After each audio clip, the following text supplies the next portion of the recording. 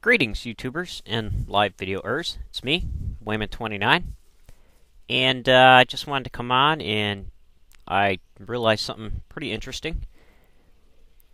In the book, some older Christians who were into apocalyptic literature back in the 80s may remember the book 88 Reasons Why Christ Will Return in 1988.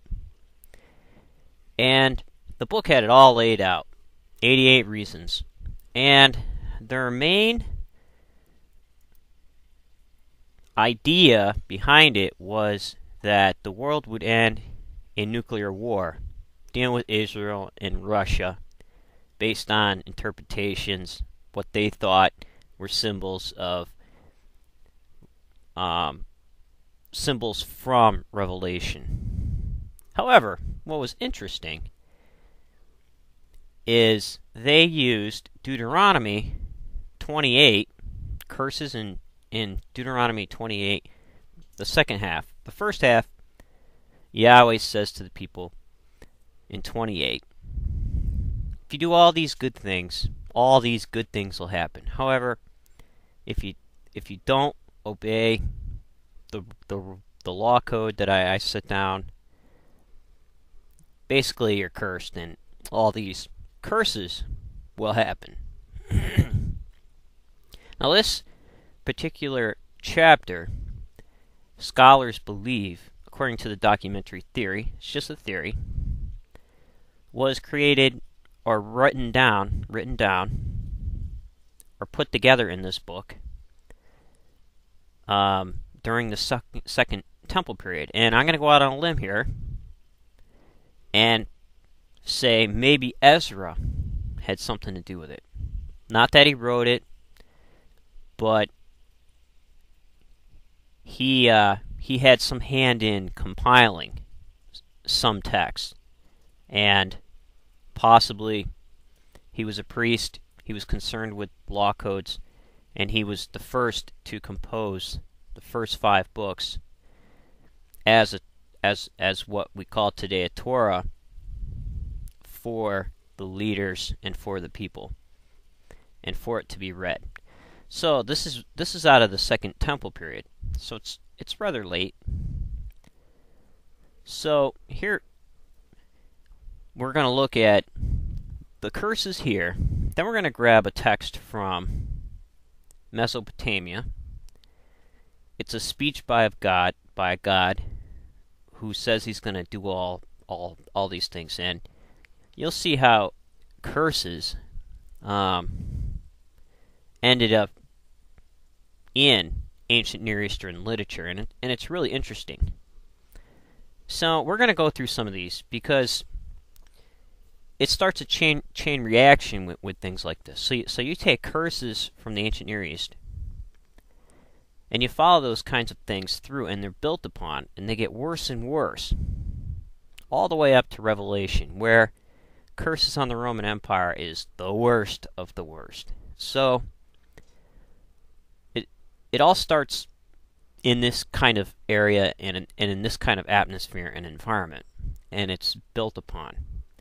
And when you take these curses and you read the War Scroll from the Dead Seas on the Day of Vengeance, you'll see some of these ideas interwoven in with apocalyptic literature.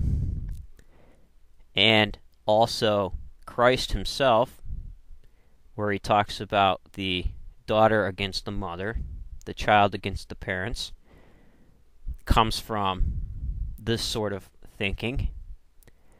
And then also the ideas that compose apocalyptic thinking in Revelation streams, the headwaters are from these kinds of texts. So at any rate, Deuteronomy 28:15. But if you will not obey, this is out of the RSV. I like the RSV because of the sources it uses. Sometimes the Masoretic text, when compared has textual variations from the Septuagint, the Greek Old Testament. So they consider that when they write the new RSV. At any rate, 28:15. But if you will not obey the Lord your God by diligently observing all his commandments and decrees, which I am commanding you today, then all these curses shall come upon you and overtake you. And they get bad. Cursed shall you be in the city, cursed shall you be in the field, cursed shall be your basket and your kneading bowl. Famine. Cursed shall be the fruit of your womb, the fruit of your ground, the increase of your cattle, and the increase of your flock. Cursed shall you be when you come in, and cursed when you go out. The Lord will send upon you disaster, panic, frustration, in everything you attempt to do, until you are destroyed and perish quickly on account of the evil of your deeds, because you have forsaken me. It's interesting how you can see the plagues of Egypt interwoven in here, and the plagues upon the Roman Empire in Revelation when they're woven in there. So it's really interesting. You had the darkness, and you had the water turning to blood, and the killing of the firstborn. At any rate, the Lord will make the pestilence cling to you until it has consumed you off the land, and you are entering to possess. The Lord will afflict you with consumption, fever, inflammation, with fiery heat and drought, and with blind and mildew, and they shall pursue you until you perish. The sky over your head shall be bronze, and the earth under you iron. So that's where they get the idea about nuclear bomb and nuclear winter. Here you got people boiling up people and eating their kids and things like that.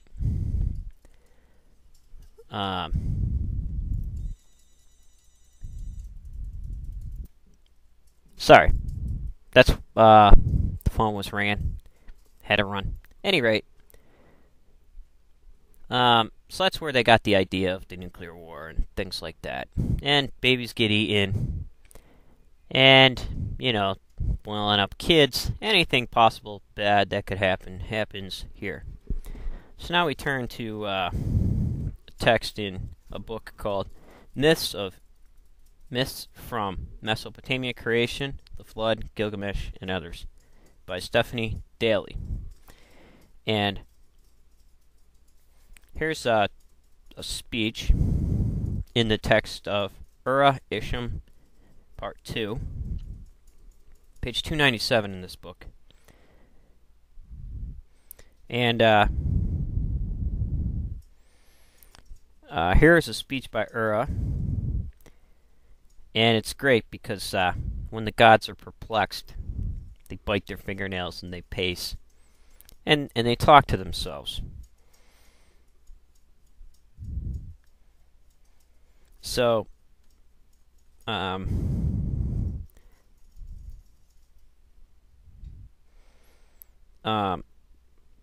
not Erra. I apologize. It's Emeslm, Emeslm. He's making a great speech.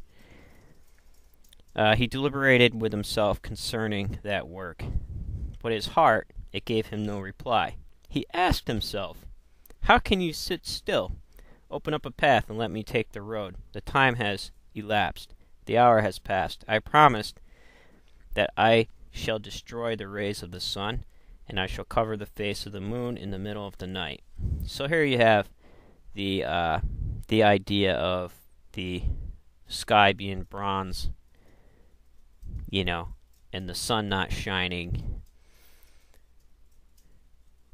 I shall say to Adad, hold back your well springs, drive away the clouds, cut out the snow and rain. To Marduk and to Ah, I shall bring a reminder.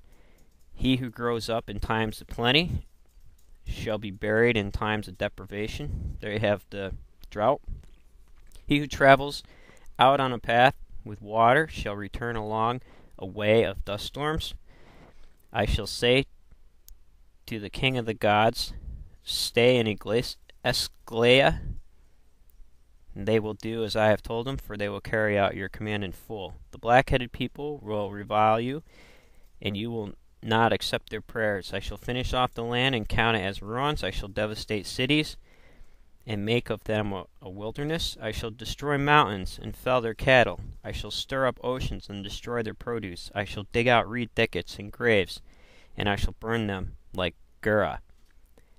I shall fell people, and I will leave no life, and I shall not keep a single one back. I shall not leave out any cattle of Shachan, or any wild beast whatsoever. From city to city I shall seize the one who governs. A son will not ask after the health of his father, nor the father after his son. A mother will happily plot harm for her daughter, and I shall let a barbarian enter a god's shrine where evil men should not go. So, it's just an interesting comparison in the ancient Near East, outside the biblical text, where a series of curses are being dealt out in a speech by a god. So, just something to think about, how we got all this stuff. And take care and keep posting. I enjoy watching people's videos. Hope you enjoyed this.